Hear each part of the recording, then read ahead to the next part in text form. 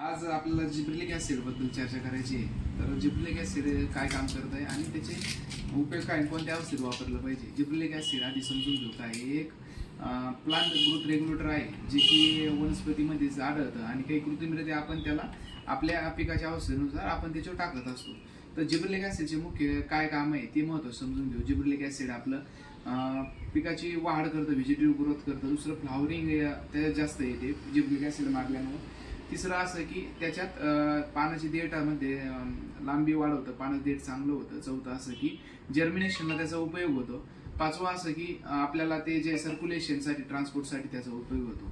तर जिब्रेलिक ऍसिडचे असे भरपूर काही फायदे, फक्त वापरायची कोणती अवस्था ही आधी त्याच्यावर आपण अभ्यास केला पाहिजे।